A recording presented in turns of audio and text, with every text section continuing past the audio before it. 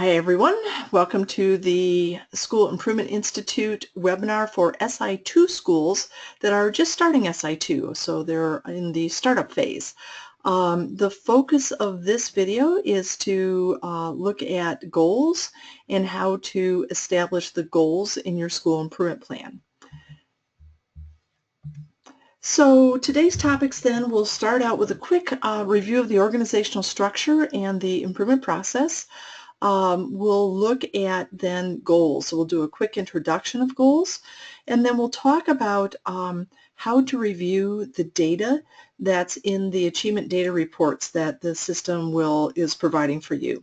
So when you finish this webinar or this video, you'll be able to have a discussion about what goals based on your data should be in your school improvement plan. Okay, so quick review. Organizational structure, don't forget that we have 6 members on your steering team. 2 of them are teachers, and in middle schools and high schools we would like one of those to be a math teacher. And the tasks of the steering team are to collect data, to hold discussions, and to create products. And the products that we're developing are your vision statement, goals, root causes, and interventions. So we've done the vision statement, and now we're looking at goals. So the process then is this. We started by setting up your organizational structure and collecting data. We then had a quick discussion with your steering team about what this whole process was all about. And then you had the second discussion, which was to look at visioning, at dreaming. For some of you, that was kind of a pie-in-the-sky dream, and actually for all of you it should have been a pie-in-the-sky dream. So you did that meeting with your steering team, had that discussion, and now we're getting ready to go to today's tasks, which is to look at goals. But before we do that, let's do our first poll. And before we get to our first poll, I see we've got a question that's been typed in from Sally Schaefer. We're having difficulty hearing you. You sound muffled. Let me go back to Judy, and let's see. We'll unmute Judy. Or, I'm sorry, Renee. Judy. Renee. Oh, Sally's typing back in that she can hear me now. Okay, we won't call on Renee then. Okay, very good. Thanks, Sally. Perfect. Okay, so I do want to go to a poll real quickly. It's our first of 5 polls that we're going to do today. And we're talking about visioning, or that pie-in-the-sky dream of what things would be like in your school if all of your dreams came true. And the question that I'm curious about is, when you had that discussion with your steering team, what percentage of students did you end up putting in your vision statement as your dream in your vision as meeting the achievement indicators that were in your vision statement? So I'm going to hopefully, where's my polls? Here's my polls. I'm hopefully going to launch. Hang on, here it comes. Okay, here's the first poll, and I'm launching it. So did you come up with less than 80%? Excuse me. Did you come up with 80 to 90%, 90 to 94, 95 to 100? And I see that a third of you have voted that in. If you haven't had that discussion yet with your steering team, just give your opinion if you would. So we have 67% have voted. Let's get that up to 100%. Okay, 75. We've got a few people that still need to kind of enter in there. We'll wait for the last few people. Okay, so let's see what we ended up with. And I forget how I do that. Let's see. I'm going to, I have to close the poll. Okay, so that poll's now closed. And then I'm going to share the results. And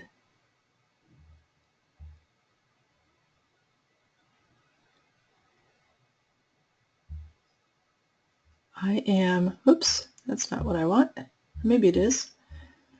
I don't think I can see that, but I think you can see it. Tina, what do you have there? We have 89% said 100%. Okay. 11% said 90 to 94. 11 said 90 to 94. Okay, okay, that's and nobody lower than 90, right, Tina? Right. Okay, I'm going to do one other thing here. I wonder what happens if I click that. Does that bring up the results? Nope. Nope, it doesn't. Okay. That does not. Okay. Good. So for those of you who didn't get to 100% with your steering team and you don't have 100% in your vision, that's fine because as we talked about before, we didn't want to force the issue. If there are some folks in your steering team that just are really having a hard time having dreams for certain kids for, you know, what it may be good reasons. That's fine, and we never want to push that higher than what your steering team thinks. On the other hand, be prepared. So if you said 90 to 94%, be prepared to answer the question, well, who are the kids in the percentage that you don't have dreams for? I mean, who don't you have these dreams for?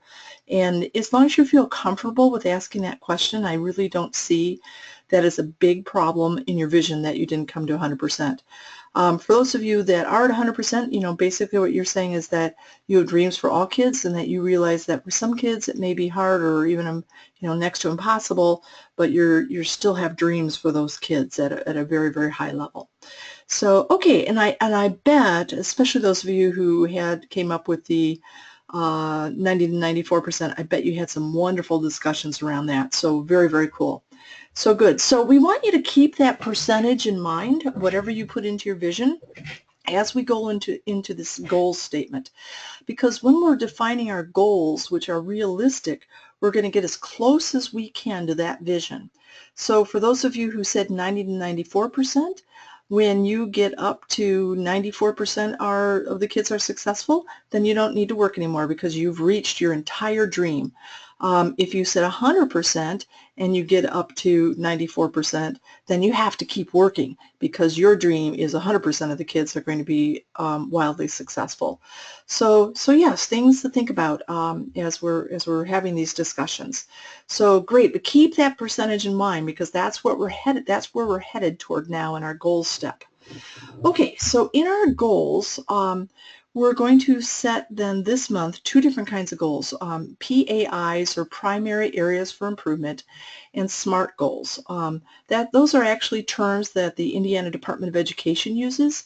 In our language, we would call those broad goals and narrow goals, but they're the same thing, and we're going to use DOE's terms so that when you are having conversations with the Indiana Department of Ed, everybody's speaking the same language. So that's what we're doing today in this month. Then next month we're going to look at what's getting in the way of your students reaching those goals, and those are called root causes. And then once we know what's getting in the way, the month after that we'll talk about interventions or what we're going to do about it or the fixes for those things that are getting in the way. And then finally, that will be your last discussion, and then after that discussion, when we know what's getting in the way and we know what the fixes are, then we'll start to get ready to put those fixes in place. So we may need professional development, we'll create an annual calendar, we may need resources, but we'll start to get ready to put the fixes into place for next school year. Okay, so that's the process. Now let's talk about goals. So as I mentioned, we have broad goals and narrow goals. The Department of Ed calls those PAIs, or priority areas for improvement, and then SMART goals. So sometimes we've had schools ask us, like, why do we need broad goals and narrow goals? The answer is that they really serve two different purposes. Somebody outside of your school that just wants a snapshot of how your school is doing is just going to say, how are they doing in math? That's a very broad goal. So when we're looking at math I-STEP scores, that's a very broad goal. It's very helpful to people outside of your school to kind of understand the academic health of your school. But in terms of achievement planning, of improvement planning, a broad goal is not very helpful. In-house, if you know that that X percentage of your students are passing I-STEP math, that doesn't really tell you like where to focus your energy on and your resources. So we want to start narrowing down that broad goal into specific goals that tell you exactly where to spend your time and your energy. And those narrow goals we'll call SMART goals to align with Department of Ed's language. So we have these very broad goals that give us a general sense of the health of your school, and then we have very narrow goals that tell you where to spend your time and energy. Okay, so that's the difference between the two. So let's look at those PAIs, or those broad goals. So when you are describing a PAI, these are the fields that the Department of Ed would like you to use. They'd like to know, where does this broad area, where does it focus? Is it kind of focused on student proficiency or your pass rate? Or is that goal focused on student growth or graduation, which is a very broad goal? Think about all the things that kids have to do in order to meet every single one of those graduation requirements. Or are we talking about being career ready? And we'll kind of define all those terms in a second. Then when we're describing our broad area, we're also going to say, what subject is this a goal in? Is it math, English, or specifically in high schools, English 10 or Algebra 1? So yes, ma'am. I'm really sorry to interrupt. We're still seeing the quick poll screen. Oh, that is so weird. Is that correct? No, and I see why, but I don't know how to fix it. It's saying that I'm off the air because it's, are you seeing the poll results? Right. Okay. And others are as well. Okay, let me try this. How's that? Still there. Oh, here we go. Now Okay. you're there. Okay. Yeah. Oh, there's another step there that I didn't know. So I now know how to show poll results and then how to come back. Great. It's a learning curve. Thank you, everyone. Okay, so let me go back, and I think hopefully yeah, so all really that you missed is that we have broad goals and narrow goals, so we kind of talked about that. And then here is, thank you, Tina, here is the beginning of our discussion about the priority areas for improvement. So these are the broad areas, and then here's the 4 focus areas. The Department of Ed will ask you to identify one of these in your broad goals, and then we'll narrow it down a little bit to say, is this math, English, or in the high schools, English 10 or Algebra 1, and then the grade level that you have this broader goal for, and then a subgroup. And the Department of Ed defines the subgroups that they'd like you to identify as the bottom 25% of the students in that goal area, or the top 75% if you're in a middle school or elementary school. And then as a high school, you're going to talk about, are you working to improve achievement between grades 8 and 10 with this goal, or 10 and 12 with this goal? So this is kind of a broader area. We're not really focused. We're not really minutely focused at this point. We can answer all of these questions and still not know exactly where to spend our time and energy. So broad goals, again, they're good because they help us to convey to people in a general sense where we're going. So we understand why the Department of Ed wants these, and when you're talking, to a newspaper, to your board or whatever, this is really what they want to see. They want to see these broader areas. But for improvement purposes, we need to get really specific. So we'll get specific in a minute. So in terms of the focus definitions, proficiency is the percentage of all students who pass I-STEP or the end-of-course assessments. Student growth is the percentage of all students who make expected gains on I-STEP or ECA. The graduation rate is the percentage of a graduation cohort who graduate in 4 years. And career ready means the percentage of graduates who pass an AP test, pass an IB exam, or earn 3 college credits, or pass an industry certification exam. So those are kind of the when we're talking about those focus areas, that's the areas that we're looking at. Okay. So let's just give an example of a PAI. We're looking here at an elementary example. So the focus might be student proficiency or pass rate. The subject is I-STEP math. Grade levels are 6th grade, and the subgroup is the bottom 25%. So we kind of know what we're doing and who we're working with, but we haven't really focused yet in exactly where we need to spend our time and energy. Here's a high school example. Focus is student proficiency, pass rate. This time we're looking at the Algebra 1 end of course assessment. The grade levels, the class of 2020, 2022, whatever. And then the subgroup is we're wanting to improve between 8th grade and 10th grade. So that's the PAI at a high school level. Okay, so now let's look at narrowing it down. So we'll look at these SMART goals. And really, this is what we're going to focus on in SI2. It's those SMART goals that are going to really pinpoint your energy and your efforts in your school improvement plan. So really, from this point on, we probably won't even talk about PAIs. We'll talk almost 100% of the time about SMART goals. Okay, remember SMART goals and narrow area of focus. Okay, so the SMART goal format, we're going to name a student group. So it could be all students, or it could be all 8th graders or all 3rd graders, but then we're going to further narrow it down. As we look at our disaggregated data, if we start to see that we have achievement gaps in our students who are involved in free and reduced or paid lunch, or boys in our ethnic groups, or race groups, then we can start focusing it for even further. And that later will help you to fine-tune your interventions so that it reaches those groups. Then we're going to define a benchmark, so exactly what we want the students to do. Notice how we've narrowed this down. It's not just pass math, now it's master ratios. It's not just pass math, but now it's pass a local quarterly on-track test. That's more narrow and focused than the broad I-STEP math test.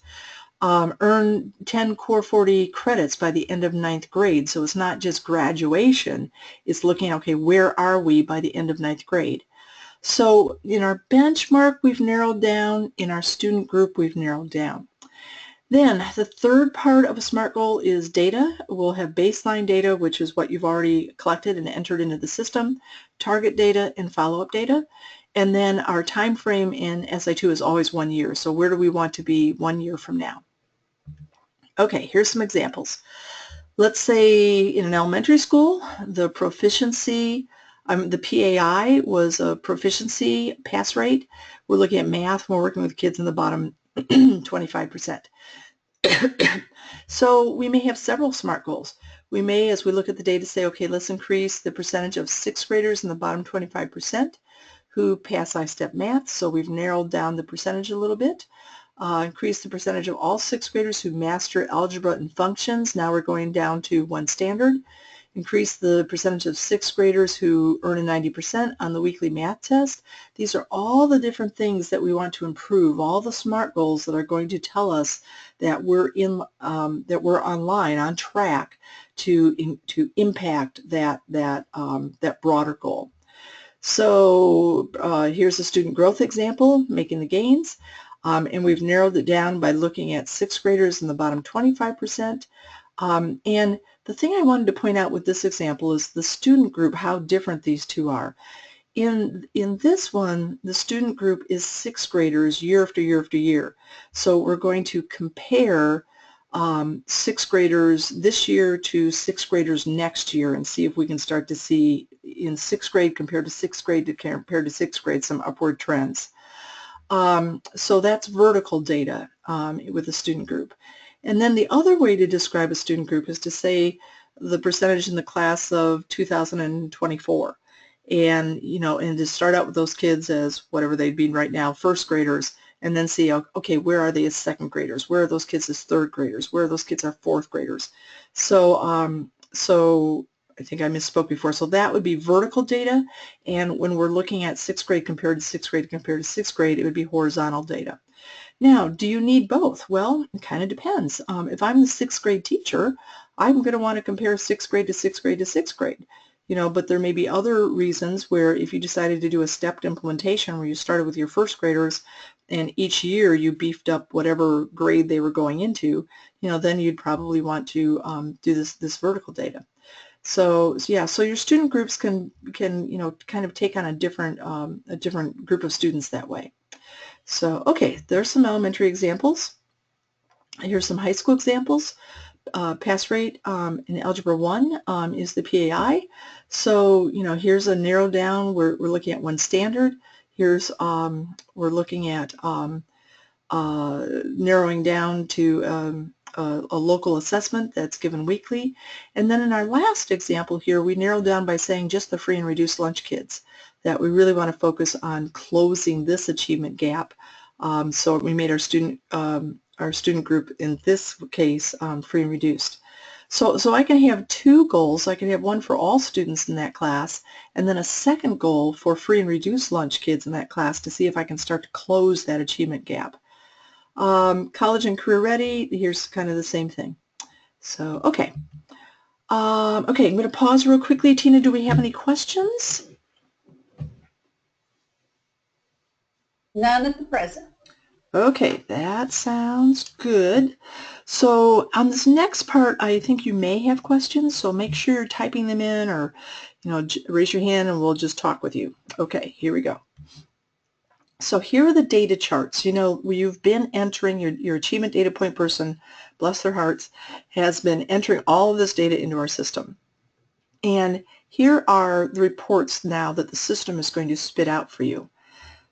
The first report is a big picture report. We're looking at ISTEP and ECA data for all students. And we auto-populated that for you. So we took DOE's data and we just dropped it into your SI2 online system. Then we have drill down reports, and those drill down reports were also auto-populated. We looked at student grade levels, lunch program status, limited English and special ed, and disaggregated the data that way. And then state testing with standards. We're looking at individual mastery levels of individual standards, so ISTEP standards and ECA standards. So yeah, so that's big picture, and then the drill down reports. Then we do this other thing that is kind of unique and has been incredibly helpful in terms of improving achievement. So we will ask you, we are asking you to identify in your school a mastery report card grade. What that is that would tell us that if a student in your school earned that grade on the report card, that we would expect them to pass ISTEP or the end of course assessment. So it's the grade on a report card that each school identifies that's being at a mastery level. The student who earned that grade would be likely to pass ISTEP or the end of course assessment. So why is that important? I had a very, very good friend. Actually, she used to work at ASA with us. And she was a wonderful educator. And her son was bringing home report cards that had A's and B pluses on them across the board every time. He got to his first ISTEP test and did not pass it. And what we discovered was that in that school, they had, I don't know, grade inflation, maybe you'd call it, and their A's were really, had been watered down so that students who were getting A's really weren't mastering content. She had no idea that her son needed extra help because, she was seeing A's on the report card. So we think that in report card integrity is really, really important. So we'll ask you to have a discussion about what is our mastery grade. And then later we're going to look at data so we can see if that's truly your mastery grade, the percentage of students who earn your mastery grade should be similar to the percentage of students who are passing ISTEP.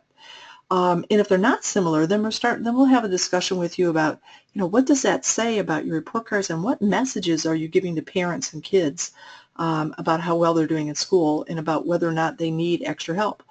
In my friend's case, I mean, she would have in a jiff gotten extra help for her child, but she didn't, know that he needed extra help because she was seeing A's and B's on the report card. We'll also look at promotion rate to kind of see the same thing. Are we promoting students who have not succeeded in ISTEP or master the content from the grade level? And if so, it's, we're not passing judgment. We're just asking you to have a discussion about, is that a good thing or a bad thing, or, how does that help or how does that hurt kids? So, okay. So that's report card integrity, and that's something that we think is really important when we're looking at achievement data in your school. Okay. Then in middle schools, there's a data chart that is unique to your school. We want to look at what high school credit are kids earning when they're in middle school. And we'll specifically look at math and world languages and other subjects that you may be teaching. We're starting to find some SI2 schools that are really starting to teach the entire 9th grade curriculum in 8th grade. And students are starting high school with a lot of high school credits, and that really allows them to get into some of the upper level courses in their senior year. So kind of an interesting concept. Okay, then in the high school we have graduation data and SAT data that's auto-populated from DOE. And then you put data into our system that will allow you to look at how kids are progressing through Core 40 from 9th grade on. I think you'll be interested in seeing where kids kind of drop out of Core 40. It's usually there's a course or two that kids can't make it through, and the Core 40 numbers go down at that point, and we stop earning Core 40 credits. We'll also have you look at AP potential. We think you'll be surprised, at least a lot of schools are, that there's a lot of kids in your school that can succeed in an AP class, but you're not offering the AP classes that they need. So we'll look at that. We look at high school math course success to make sure that that's progressing from 9th grade to 12th grade. And then we'll look at college and career readiness, specifically AP, IB, and dual in college credit. Okay, and then there's a third part that I'll show you today where if there's anything else that you want to study, you can create a data table where you can enter data for that assessment and then track that data over time. So if you're in elementary school, especially since most elementary schools only have I-STEP, a lot of elementary schools then will add DIBELS or Terra Nova, or in a high school they might add an APE assessment. And it also allows you to create your own assessment. So we had one school that created the Panther Pride test, which was kind of an ongoing assessment that they gave every 2 weeks to make sure that kids were progressing. And so you can enter your own assessment. So, okay, so those are the data charts. Now, let's talk about reading our data tables. So as you paw through the data today, or when you're doing that analysis, there's 3 questions that we want you to look at. The first one is, I am pleased that. So what's pleasing you in the data? What disturbs you in the data? And are you starting to notice achievement gaps anywhere? That's real important. So in this little table, we can see that you have the data source here. So this is going to either say something like Indiana DOE website, we auto-populated, or it might be, say, school records, wherever the data is coming from will be published here. And then this is kind of that broad assessment, all students passing I-STEP math.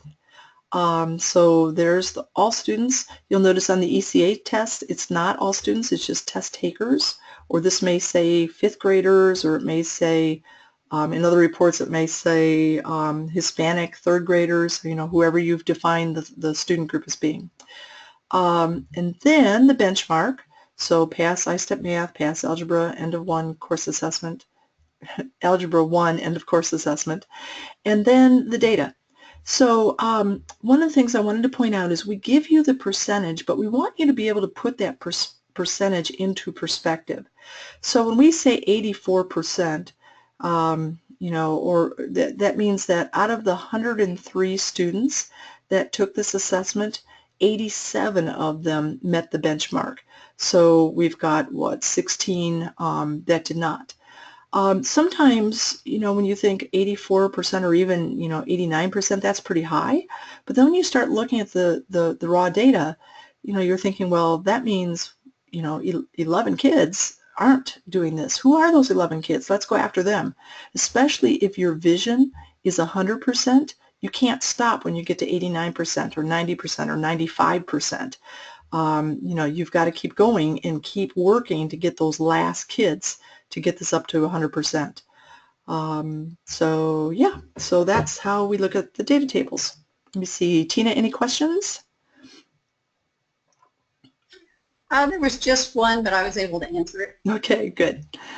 Okay, so here's the mastery report card data, and this is going to lead us into another one of our polls. So this is what the data table looks like. So you can see you can see, what am I trying to show you on this? Okay, there we go. So you can see here that I've got all the student groups down the side, so I've got some disaggregation now. And you can see that this is a real school's data. The first time they defined mastery grades, they said mastery grade is based on students receiving no lower than a B- in the class. And then they redefined that a few years later as a C or higher. It's kind of the same idea, but this is more concise. So that's how they define mastery grades in their school. Your school may not use letter grades. You may use percentages. So you could say, the mastery grade is a 92%.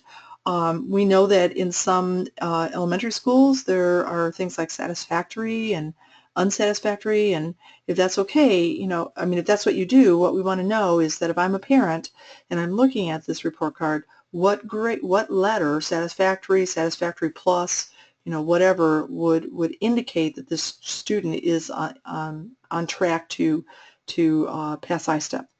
So, okay.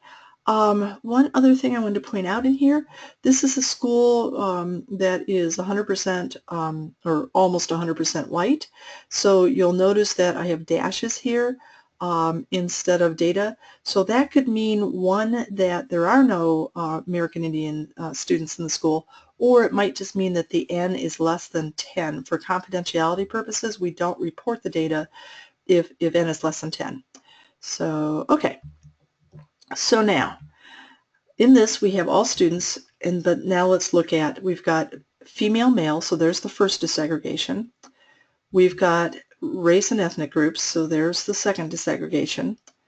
We've got free and reduced lunch versus paid lunch, non-limited English versus limited English, and special ed versus general ed. These are the excluding gender, these are the student groups that are defined by the U.S. Department of Education. So we add in gender because we think it's still good to look at that data. Okay, so here's the question. Let's look at the most recent data that we have for the school. And again, this is a real school's data. And the question we have is, do any of the data disturb you? So are you disturbed by any of these gaps in these different breakdowns?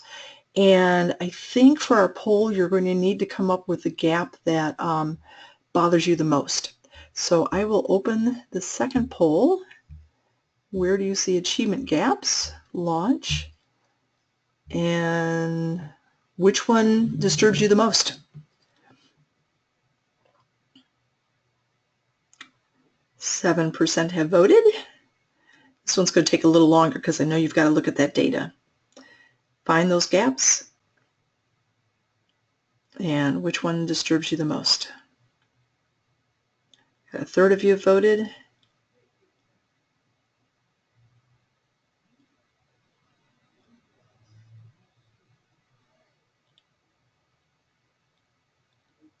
Wait a few more seconds. I know it takes some time to look at that data.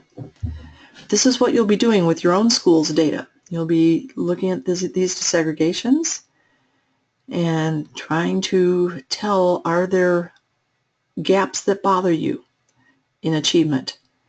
And again, we're just looking at the most recent data on the screen, which is 13-14.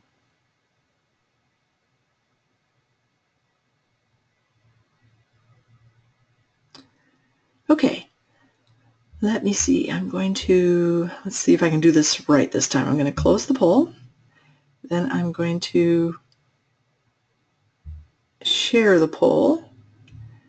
And Tina, did that pull up the results on everybody's screen? It did.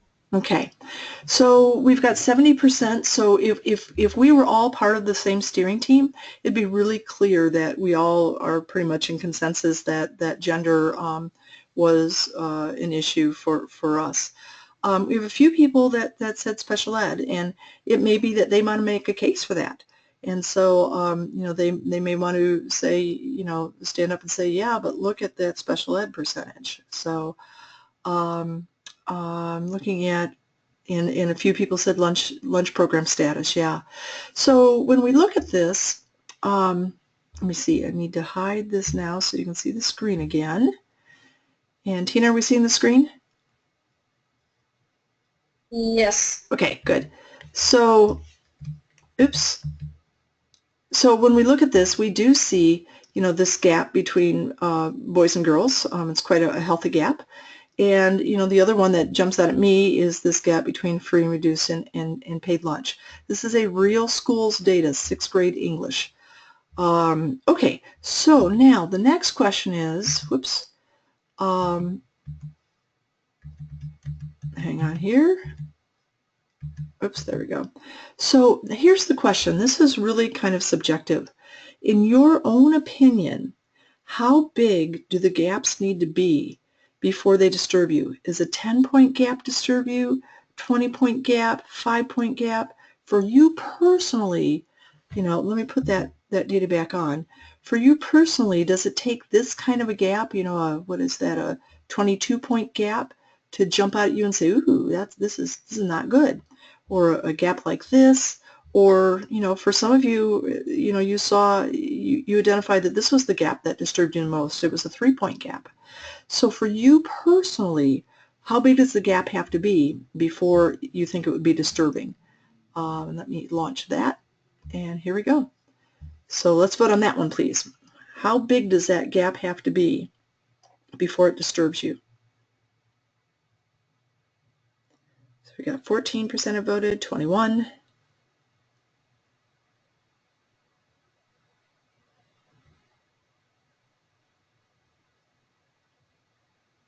36% have voted. Here we go. Let's wait for a few more people.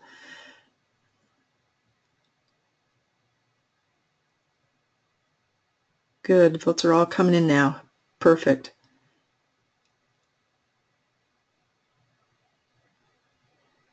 I have a little timer. It takes about 40 seconds for you guys to vote. That's great. So, okay. So let me close this. Here's the results. And share.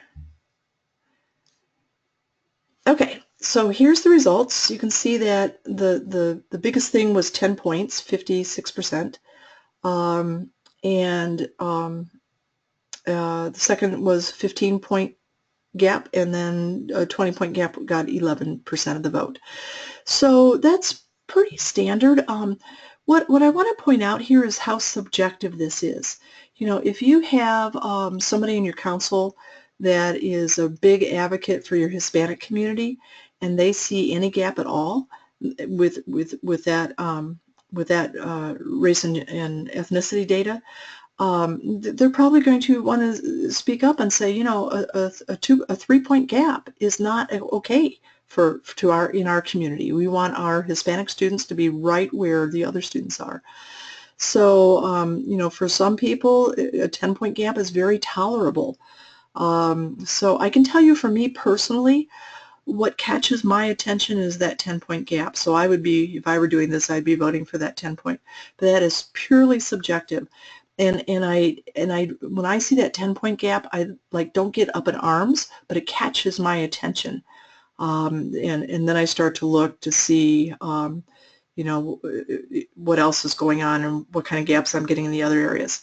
And then the other thing it depends is how big the gaps are all across. If all of the gaps in all the areas are like a 10-point gap, and then all of a sudden you have one that's a 30-point gap, well, then 10-point gap doesn't catch your attention so much because, it's all kind of the same, but now there's this one 30-point gap. So it's very, very subjective. A lot of schools will ask us, how big does the gap have to be before we should be concerned? And we always say that's up to you. It's just very, very subjective.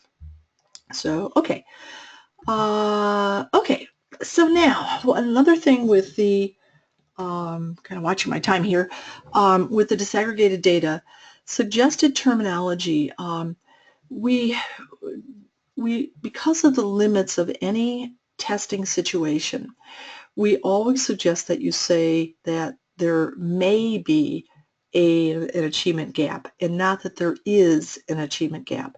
So boys and their peers or girls may be experiencing an achievement gap.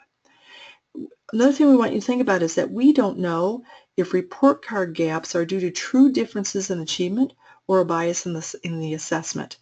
You know, we're kind of assuming that if you've purchased a published assessment, that assessment's been tested for bias.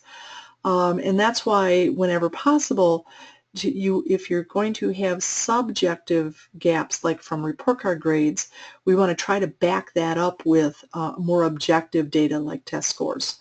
So, okay. Okay, and then one more thing about achievement gaps. Our foundational belief at ASA, and I suspect it's like that for your school as well, is that all students can master a rigorous level. We just believe that, you know, all kids can do that. Um, and sometimes people will push us and will say, okay, almost all, because if a student's, you know, profoundly mentally handicapped, they're probably not going to pass an AP test. But, you know, in general thinking, we believe that all kids can learn at a rigorous level, regardless of their race, ethnicity, economic level, how many times they've moved in the last year. You know, we believe all kids can learn. So, also looking ahead, we want you to know that you will also be looking at disaggregated root cause data that will help you understand why that group is experiencing lower achievement. So why are your free and reduced lunch kids achieving at a lower rate than your paid lunch kids? Why are your American Indians achieving at a lower rate than the rest of your students? So that root cause data will help you further narrow down what's going on with that gap group. And then when you design interventions, you're going to design interventions that really speak to the gap group. For example, in one of the previous slides, we looked at reading level for boys and girls, and we found that the girls were mastering reading at a much greater level than the boys. Well, if you're doing a reading program where the community folks come in and read to kids, bring in men then to demonstrate you know, how they enjoy reading and how reading is such a cool thing. Or in your reading selections, select reading materials that will appeal to boys. So we're not singling out the boys, we're just making sure that the boys are going to get engaged. So when we get to interventions then with all this achievement gap data, we'll start to really think about how we're going to do that. Okay, so that's the introduction to goals. I'm going to pause one more time, see if there's questions, and then we'll talk about how to have this discussion. Tina, any questions? Wondering if we're still supposed to be on the quick poll. Just a second. That's the screen we're seeing. Okay, are we good now? I forgot to undo it. It says 2 goals discussion. Perfect. Okay. And I'm sorry, what I missed, I talked through this, but I forgot to put the slides up. My bad. Sorry about that. I'll learn as we do more of these polls that I need to go back to the slides. And thank you for letting me know. Okay, so now let's have the discussion. So as soon as we finish this webinar, we hope that you'll do this. Or if you're, you know, schedule a meeting that you can do this at a later time. So the discussion is this. First of all, there's 2 pre-discussion tasks. One is we want you to check your vision statement. Did you reach consensus regarding your vision statement? Is your vision statement ready for the public to read? So we really want to look at your vision and make sure that you know what that percentage is in that last part of the vision statement. So then we want to check the achievement data report. Is all the data entered and is the data accurate?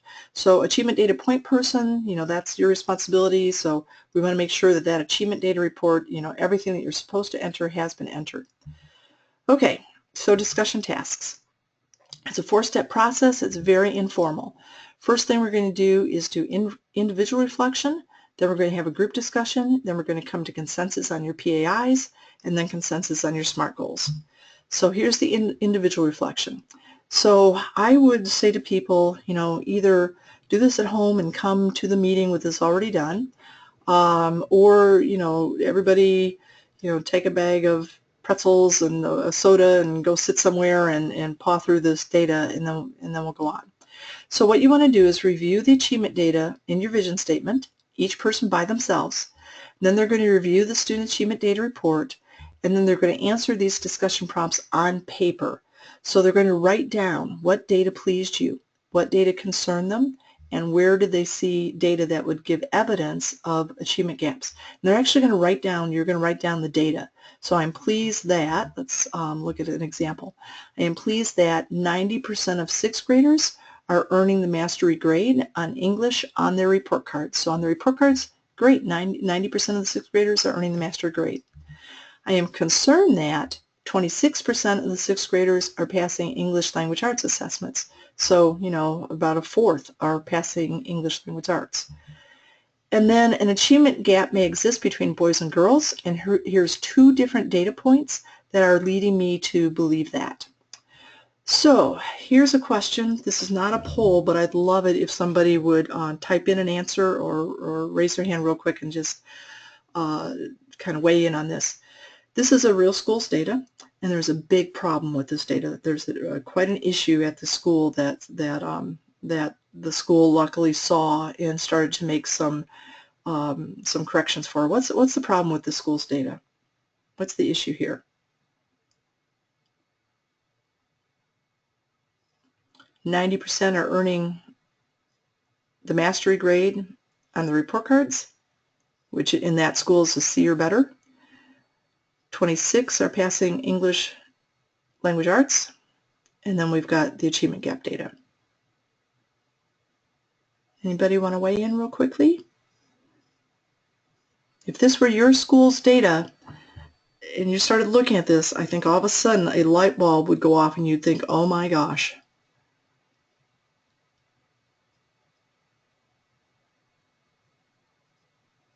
Tina, anybody typing in? A couple of responses. Okay. 90% with mastery grade, but only 26% passing English language arts assessment. Okay. And then the report card and test data are off. The what are off? The report card in relation to the test data are off. Yeah, absolutely. Good. That's something a lot of schools miss, and it's very common. So we wanted to make sure that you pick it up, and this is such a smart group. Sometimes people just stare at that data and just nothing pops out at them. Absolutely. We are telling 90% of the kids' parents that their kids are doing well. They have a C or better. And for most parents, a C, C is defined as average, so that's a good grade. I mean, if you get an average grade, you'd expect the kids doing well at school. But a C is obviously not the mastery grade at the school because they only have 26% of their students who are passing English language arts. So they're giving kids and parents wrong messages about how well the students are doing in their school. Big issue there. So their mastery grade is probably a B. Or maybe even A. We did find one school that the mastery grade was even an A. If you got a B on your report card, you probably weren't going to pass ISTEP. So we really kind of want to look at that. So great, good.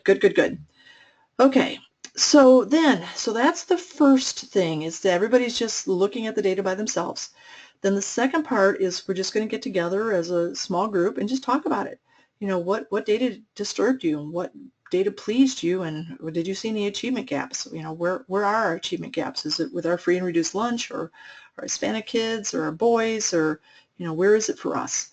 And then what should be our PAIs? So our broad areas of focus. So on this one, you'll sit down and you'll say, okay, our focus is going to be on student proficiency, student growth, graduation, career ready. The subject's going to be this, the grade levels, whatever.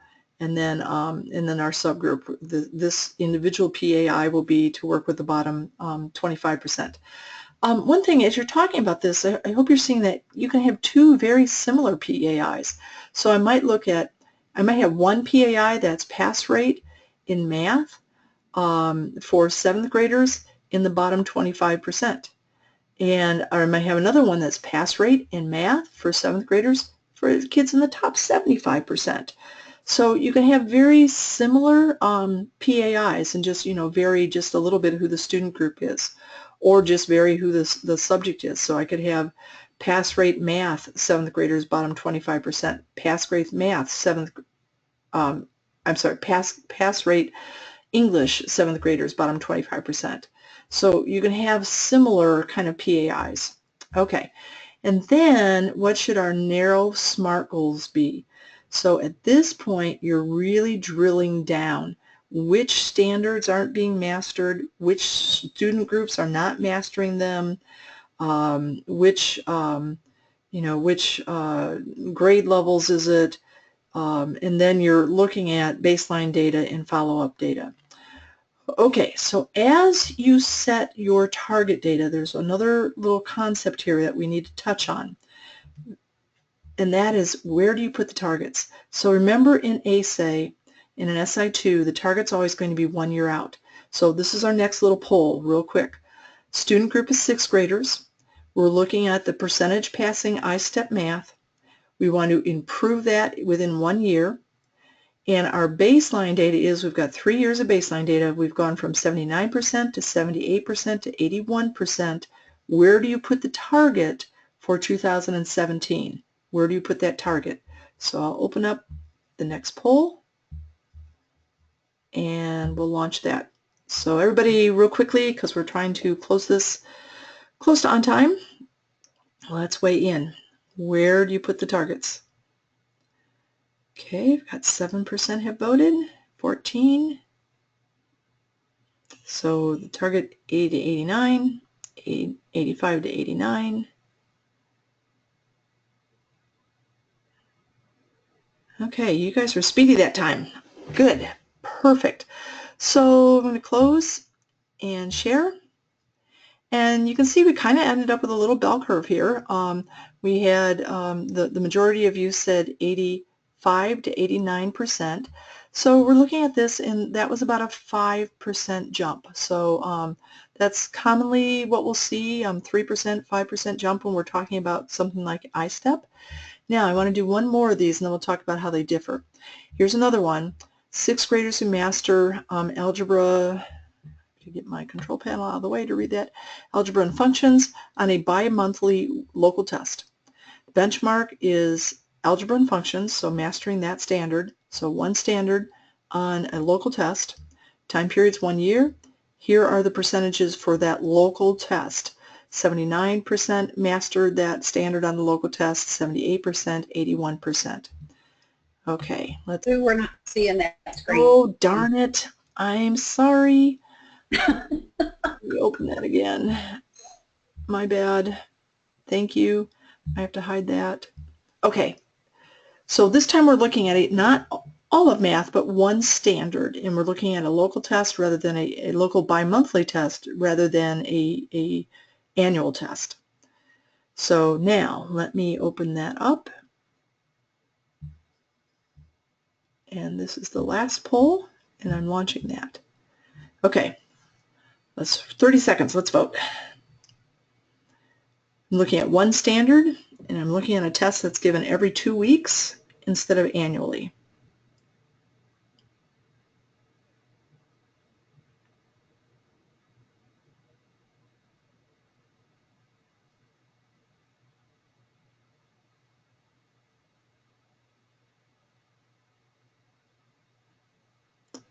Interesting. Leave that open a little bit longer. There we go. Yeah, it's very interesting. What I can see the data as it's coming up. It's interesting. Okay, let me go ahead and close this, and we'll share. So on this one, we kind of got a split in the vote. Some of you said on this every other week test that you would basically put the achievement where it is now. We were at 79, 78, 81, so they voted, maybe just a small increase. But others of you jumped up, and we didn't have anybody on the last slide say 90 to 94%, or very few. And now we've got a higher percentage there. And really, that's one of the things that I wanted to point out to you, is that the more we narrow the target, the greater the gains can be. If you think about it, on the last slide, on this one, I was, having to impact all of math. And there was just one assessment, so I didn't have any sense of what was happening week to week. But the big thing was that it was all of math. When you have a very broad target like that, it's harder to have big gains because there are so many things that impact that broad target. Whereas when you have a narrow target, now all I have to focus on is algebra and functions. I know exactly where to pinpoint my energy, and I can impact that. So the narrower your target, the higher the narrower your data field, the higher your target can be. Okay, last question, and how am I doing on time? I think I'm over, not much. Last question is that we always get is how many SMART goals? That's kind of up to you. We caution you to not have so many SMART goals that you're spread so thin that you can't pinpoint your focus again. Can you pop your stereo? Yeah, I forgot. So we don't want to have so many SMART goals that you can't focus on one thing and do it well. We've had some schools that will come up to us with 16 PAIs and 32 SMART goals, and they're headed in so many different directions, they don't know what they're doing. So, we think it's fine to just have, a few SMART goals. If some of your SMART goals are related to each other, then maybe you can have more. If you have energy wazoo, maybe you can do more. But don't be afraid of having just a few SMART goals and doing them really, really well. If we go back to just doing the algebra and functions on that 6th grade math and do that really, really well, that's going to make a difference. So don't be afraid to go too small on the number of SMART goals. Okay, rubric, really important. Your rubrics in our system are customized, so not everybody has the same rubric. And that's because some of you are like a Title I school. This rubric item only applies to Title I school-wide schools. So this rubric item is not going to apply on anybody else's rubric, just yours. If you're a focused targeted school, this rubric item is only for focused targeted schools. So this is kind of where we're letting you know what the outside expectations of your school are in terms of title, in terms of the focus priority and the focus and targeted schools. So anything that's individualized in terms of expectations are going to appear on the rubric. So make sure you read your rubric. It's different than everybody else's. Okay, now we'll look at the online system and then we'll close. The online system is really not a problem this year, or this month is pretty straightforward. I'm logged in as Bar-Reeve Middle High School that has done a wonderful job. Although we understand they're closed today, Tina, how come? There's a lot of power outages down around here last night and today. Oops. Okay, so here's the process page. I'm going to scroll down to Achievement Goals. So participate in the webinar, review your vision statement. If you click that, that'll just open your vision. Review your data reports, so you'll click that. And those data reports will pop up. You can see here's all students, and then we give you the information in a bar graph as well if it's easier for you to look at that way. And then here starts to be some of the grade level drill down. So 6th grade, 7th grade, so just kind of look through all of that. So there's all the mastery data. So yeah, so it's all kind of in there. So you've got that. Then conduct the steering team discussion, and that's coming from the PowerPoint slide, so there's really nothing to click in there. Although it might be nice, maybe we'll put just the 4 questions in there. Enter the priority areas for improvement, or the PAI, so you're going to click enter, and then you're going to add a new PAI, and then you just check the focus area, the subject, grade level, who you're trying to improve, and then your rationale for picking this as a PAI. What leads you to believe that there's a problem in this area? This language is directly off of DOE's publications, so that's something DOE wants to know from you, so we put that in. Okay, and then if there's any external expectations for your school, like in this case it's a high school, so there's an external expectation that they're going to impact graduation rate, then they would click that as well. Okay, so you'll add in your PAIs, pretty easy, and then you're going to enter your SMART goals, and I'm entering, oh, that's not showing here, darn. So what this will be is after you have entered your PAIs, it'll say, there'll be questions here that say, what do you want your SMART goals to be for this specific PAI? And then you'll enter that in. Let me see if I can go to I'm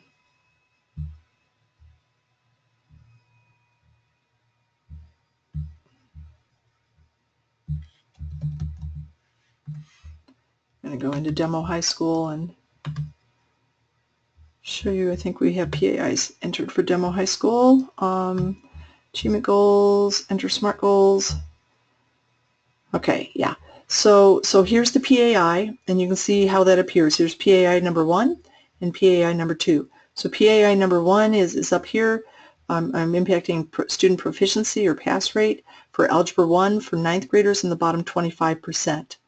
And then I've added a SMART goal to impact the percentage of students who solve absolute value linear equations.